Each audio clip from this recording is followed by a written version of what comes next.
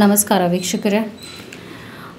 ಈ ಒಂದು ರೀಡಿಂಗ್ನಲ್ಲಿ ನಾನು ವರ್ಗೋ ಕನ್ಯಾ ರಾಶಿಯವರ ಮೇ ತಿಂಗಳು 2025 ಫ್ಯೂಚರ್ ರೀಡಿಂಗ್ನ ಮಾಡ್ತಾಯಿದ್ದೀನಿ. ಟ್ಯಾರೋ ರೀಡಿಂಗ್ ಫ್ಯೂಚರ್ ಪ್ರಿಡಿಕ್ಷನ್ ಆಗಿರುತ್ತೆ. ವರ್ಗೋ ಕನ್ಯಾ ರಾಶಿಯವ್ರದ್ದು ರೀಡಿಂಗ್ ಮೇ ತಿಂಗಳು 2025. ಅದಕ್ಕೆ ಮುಂಚೆ ಚಾನಲ್ನ ಸಬ್ಸ್ಕ್ರೈಬ್ ಮಾಡಲಿಲ್ಲ ಅಂದರೆ ದಯವಿಟ್ಟು ಸಬ್ಸ್ಕ್ರೈಬ್ ಮಾಡಿ. ಹಾಗೂ ನಿಮ್ಗೆ ಏನಾದರೂ individual counselling tarot reading session ಬೇಕಿದೆ ಅಂದರೆ ಡಿಸ್ಕ್ರಿಪ್ಷನಲ್ಲಿ ಕೊಟ್ಟಿರುವ ನಂಬರ್ಗೆ ಕಾಲ್ ಮಾಡಿ ಅಪಾಯಿಂಟ್ಮೆಂಟ್ನ ಪಡಿಬೇಕಾಗುತ್ತೆ. ಒಂದು ಫೋನ್ ಮುಖಾಂತರನಾದರೂ ತೊಗೋಬೋದು ಅಥವಾ ನೀವು ಆಫೀಸ್ಗಾದರೂ ಬಂದು ಪಡಿಬೋದು. ನಿಮಗೆ ಯಾವುದು ಅನುಕೂಲ ಅನಿಸುತ್ತೆ ನೀವು ಮಾಡಬಹುದು. So let start the reading for you. 2025 May Virgo ಕನ್ಯಾ ರಾಶಿಯವರ ರೀಡಿಂಗ್. ನೀವೇನು ಎಕ್ಸ್ಪೆಕ್ಟ್ ಮಾಡಬಹುದು ಅನ್ನುವ ವಿಷಯವಾಗಿ ರೀಡಿಂಗ್ನ ಮಾಡ್ತಾಯಿದ್ದೀನಿ. ಸೊ ಕರೆಂಟ್ ಎನರ್ಜಿ ನಿಮ್ಮದು ಹೇಗಿದೆ ಹಾಗೂ ಮೇ ಮಂತ್ನ ಎನರ್ಜಿ ಹೇಗಿರುತ್ತೆ, ಅದಾದ ನಂತರ ನಾನು ಗೋಲ್ ಏನಾಗಿರುತ್ತೆ, ಮೇ ತಿಂಗಳ ಗೋಲ್ ಏನಿದೆ ನಿಮ್ಮದು, ಏನಾದರೂ ಆಬ್ಸ್ಟಿಕಲ್ಸ್ ಅಡೆತಡೆಗಳಿದೆಯಾ, ಹಾಗೂ ಏನು ಅಚೀವ್ ಮಾಡ್ತೀರಾ ಮೇ ತಿಂಗಳಲ್ಲಿ ನೀವು, ಹಾಗೂ ಏನನ್ನು ನೀವು ಅವಾಯ್ಡ್ ಮಾಡಬೇಕು ಮೇ ತಿಂಗಳಲ್ಲಿ, ಏನನ್ನು ನೀವು ಹೆಚ್ಚು ಮಾಡಬೇಕು, ಏನನ್ನು ಎಂಬ್ರೇಸ್ ಮಾಡಬೇಕು, ಯಾವ ಒಂದು ವಿಷಯವನ್ನು ನೀವು ಯಾವ ಒಂದು ವಿಷಯಕ್ಕೆ ಎಫರ್ಟ್ಸ್ ಹಾಕಬೇಕು, ಅದಾದ ನಂತರ ನೀವು ಎಲ್ಲಿಂದ ಸಪೋರ್ಟ್ನ ಪಡಿಬೇಕು, ಯಾರಿಂದ ಸಪೋರ್ಟ್ ಪಡಿಬೇಕು, ಹಾಗೂ ಯೂನಿವರ್ಸಿಂದ ಮೆಸೇಜ್ ಏನಿದೆ. ಸೊ ಇದು ಡೀಟೇಲ್ಡ್ ರೀಡಿಂಗ್ ಆಗಿರುತ್ತೆ 2025 ಮೇ ವರ್ಗೋ ಕನ್ಯಾ ರಾಶಿಯವರಿಗೆ. So let start the reading. ನಿಮ್ಮ ಎನರ್ಜಿ ಏನಿದೆ ಅಂತ ಫಸ್ಟ್ ನೋಡೋಣ. ಡೆವಿಲ್ ಬರ್ತಾ ಇದೆ, ನಾನು ಎಕ್ಸ್ಪ್ಲೇನ್ ಮಾಡ್ತೀನಿ. ಡೆವಿಲ್ಲೇ ಫಸ್ಟ್ ಕಾರ್ಡ್ ಬಂದುಬಿಟ್ಟಿದೆ. ಹ್ಯಾಂಗ್ಡ್ ಮ್ಯಾನ್ ಬರ್ತಾ ಇದೆ, ಇಂಟ್ರೆಸ್ಟಿಂಗ್. 3 ಆಫ್ ಪೆಂಟಿಕಲ್ಸ್ ಬರ್ತಾ ಇದೆ, ಅದಾದ ನಂತರ ಪೇಜ್ ಆಫ್ ಪೆಂಟಿಕಲ್ಸ್ ಬರ್ತಾ ಇದೆ, ಅದಾದ ನಂತರ 7 ಆಫ್ ವಾಂಡ್ಸ್. ನಾನು ಒಂದೊಂದಾಗಿ ಎಲ್ಲವನ್ನು ಎಕ್ಸ್ಪ್ಲೇನ್ ಮಾಡ್ತೀನಿ. ಇಂಟ್ರೆಸ್ಟಿಂಗ್ ಆಗಿದ್ದು ಖಂಡಿತವಾಗ್ಲೂ ಇದೆ ನಿಮ್ಮ ರೀಡಿಂಗ್, ಸ್ಪೆಷಲಿ ನಿಮ್ಮ reading. Here you go. Devil ಬಂದಿರೋದ್ರಿಂದ ನೆಗೆಟಿವ್ ಮೈಂಡ್ಸೆಟ್ನಲ್ಲಿ ಇದ್ದೀರಾ ಅಂತ ತೋರಿಸ್ತಾ ಇದೆ. ರೀಡಿಂಗ್ ಪ್ರಕಾರವಾಗಿ ನೋಡೋಕ್ಕೆ ಹೋದರೆ ನೀವು ಒಂದು ನೆಗೆಟಿವ್ ಎನರ್ಜಿನಲ್ಲಿ ಇದ್ದೀರಾ. ಇದು ಕೆಲವರಿಗೆ ಒಂದು ದೃಷ್ಟಿ ಇರ್ಬೋದು, ಅಥವಾ ಕೆಲವರಿಗೆ ಬ್ಲ್ಯಾಕ್ ಮ್ಯಾಜಿಕ್ ಇರ್ಬೋದು. ಒಟ್ಟಿನಲ್ಲಿ ಒಂದು ನೆಗೆಟಿವ್ ಎನರ್ಜಿ ನಿಮ್ಮನ್ನು ಆಕ್ರಮಿಸಿದೆ ಅಂತ ಬರ್ತಾ ಇದೆ. ಸೊ ಇದು ಜನರಲ್ ರೀಡಿಂಗ್ ಆಗಿದೆ. ನಿಮಗೆ ಇದು ರೆಸೊನೇಟ್ ಆಗ್ತಾಯಿದೆ, ಕನೆಕ್ಟ್ ಆಗ್ತಾಯಿದೆ ಅಂದರೆ ತೊಗೋಬಹುದು. ಬಟ್ ರೀಡಿಂಗ್ನಲ್ಲಿ ಏನು ಬರುತ್ತೆ ಅದನ್ನ ನಾನು ನಿಮಗೆ ಹೈಲೈಟ್ ಮಾಡಿ ಹೇಳಲೇಬೇಕಾಗುತ್ತೆ. ಡೆವಿಲ್ ಬರ್ತಿರೋದ್ರಿಂದ ನಿಮ್ಮ ಎನರ್ಜಿ ಹ್ಯಾಂಪರ್ ಆಗಿದೆ, ಅಂದರೆ ಬ್ಲಾಕ್ ಆಗಿದೆ, ಪ್ರಾಬ್ಲಮ್ಯಾಟಿಕ್ ಆಗಿದೆ, ಖಂಡಿತವಾಗ್ಲೂ ಇದೆ. ನೀವು ಸ್ವಲ್ಪ ಕ್ಲೆನ್ಸ್ ಮಾಡ್ಕೋಬೇಕಾಗತ್ತೆ, ಹಾಗೂ ಪ್ರೊಟೆಕ್ಟ್ ಮಾಡ್ಕೋಬೇಕಾಗತ್ತೆ. ಯಾವ ಒಂದು ದೈವವನ್ನು ನಂಬ್ತೀರಾ ಅದರ ಪ್ರೊಟೆಕ್ಷನ್ ನಿಮಗೆ ಮುಖ್ಯವಾಗುತ್ತೆ.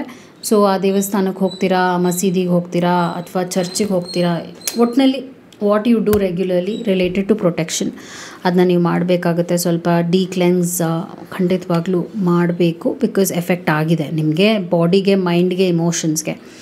ಸೊ ಮೇ ತಿಂಗಳು ಇದರಿಂದನೇ ಸ್ವಲ್ಪ ನಿಧಾನ ಸ್ಥಿತಿಲಿ ಹೋಗಬಹುದು. ಆದರೆ ಇವಾಗ ನಿಮಗೆ ಈ ಥರ ನನಗೆ ಪ್ರಾಬ್ಲಮ್ ಇದೆ ಅಂತ ಗೊತ್ತಿರೋದ್ರಿಂದ ಏನಾದರೂ ಒಂದು ಪರಿಹಾರ ಅಂತ ನೀವು ಮಾಡಿಕೊಳ್ಳೇಬೇಕಾಗುತ್ತೆ.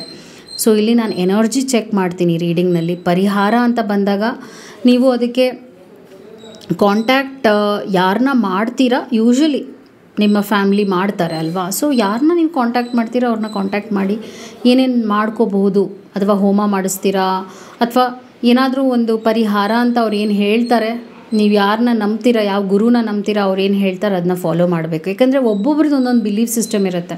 ನಾನು ರೀಡಿಂಗ್ನಲ್ಲಿ ನೀವು ಇದನ್ನೇ ಮಾಡಿ ಅದನ್ನೇ ಮಾಡಿ ಅನ್ನೋಕ್ಕೆ ಯಾವ ರೈಟ್ಸು ಇಲ್ಲ.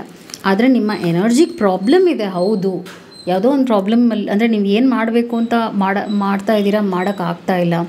ಅಡೆತಡೆಗಳು, ವಿಘ್ನಗಳು, ಪ್ರಾಬ್ಲಮ್ಸು ಎಲ್ಲ ಆಗ್ತಾಯಿದೆ. ಹಿಂದೆನೇ ಹೆಲ್ತ್ ಪ್ರಾಬ್ಲಮ್ಸ್, ಕಾಂಪ್ಲಿಕೇಶನ್ಸ್ ಇದೆಲ್ಲ ನಡೀತಾ ಇದೆ. ಸೊ ಪ್ರಾಬ್ಲಮ್ಯಾಟಿಕ್ ಆಗಂತೂ ಖಂಡಿತವಾಗ್ಲೂ ಪ್ರೆಸೆಂಟ್ನಲ್ಲಿ ನೀವು ನಿಮ್ಮ ಲೈಫ್ನ ನೋಡ್ತಾ ಇದ್ದೀರಾ.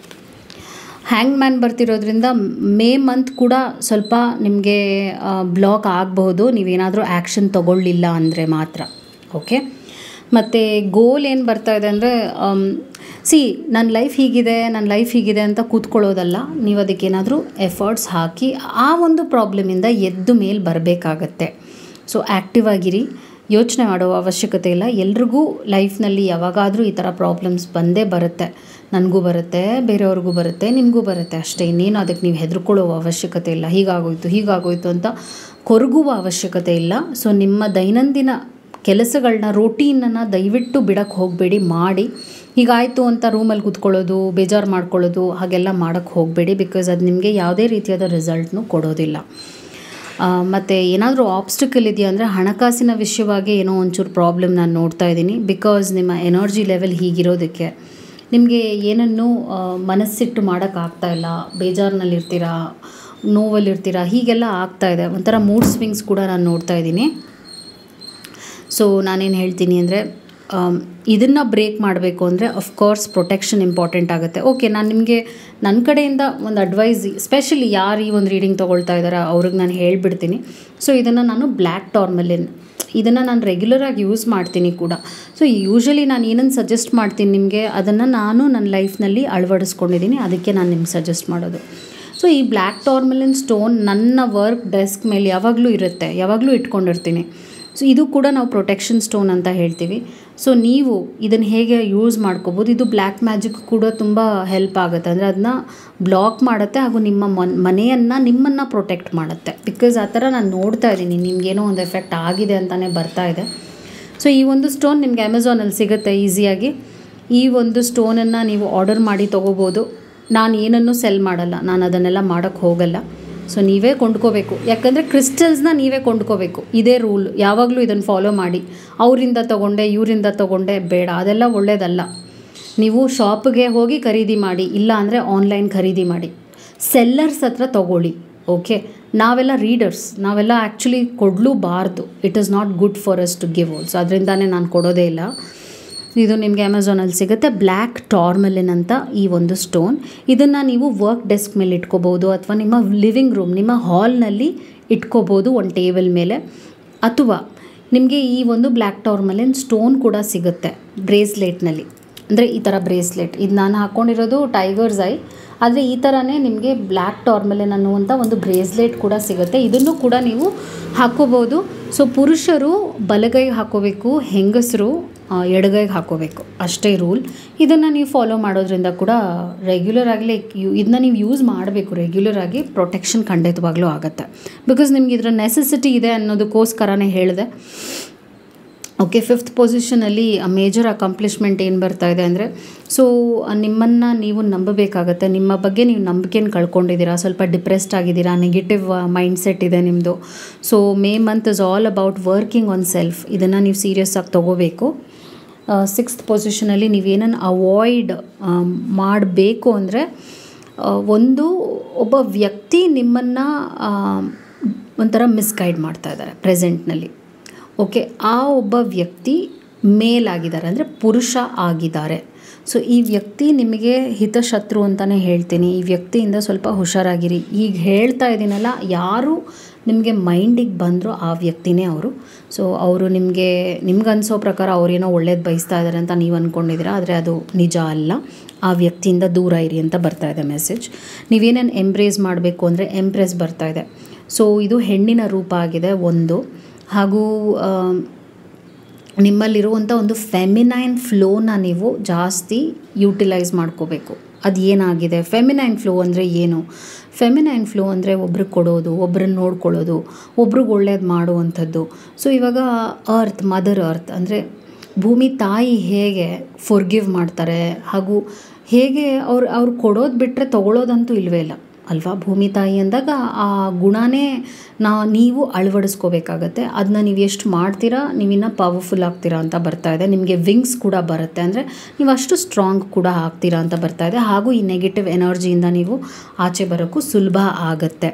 ಸೊ ಸ್ವಲ್ಪ ಫೆಮಿನೈನ್ ಫ್ಲೋನಲ್ಲೇ ಇರಿ. ಕೊಡುವಂಥದ್ದು, ಸೇವೆ ಮಾಡುವಂಥದ್ದು, ಸರ್ವಿಸ್, ಬೇರೆಯವ್ರಿಗಾರು ಏನಾದ್ರು ಸಹಾಯ ಮಾಡುವಂಥದ್ದು, ಹಾಗೆಲ್ಲ ನೀವು ರೆಗ್ಯುಲರಾಗಿ ಮಾಡಬೇಕು ಮೇ ತಿಂಗಳಲ್ಲಿ ಸ್ಪೆಷಲಾಗಿ. ಸೊ 8th ಪೊಸಿಷನಲ್ಲಿ ಏನು ಬರ್ತಾ ಇದೆ, ನಿಮಗೆ ಎಲ್ಲಿಂದ ಸಪೋರ್ಟ್ ಸಿಗುತ್ತೆ ಅಂದರೆ, ನೀವು ನಿಮ್ಮ ಬಾಲ್ಯದಲ್ಲಿ ಇರುವಂಥ ಫ್ರೆಂಡ್ಶಿಪ್ ಯಾವುದನ್ನು ಈಗಲೂ ಇಟ್ಕೊಂಡಿದ್ದೀರಾ, ಅವರಿಂದ ನಿಮಗೆ ಸಪೋರ್ಟ್ ಸಿಗುತ್ತೆ ಅಂತ ಬರ್ತಾ ಇದೆ.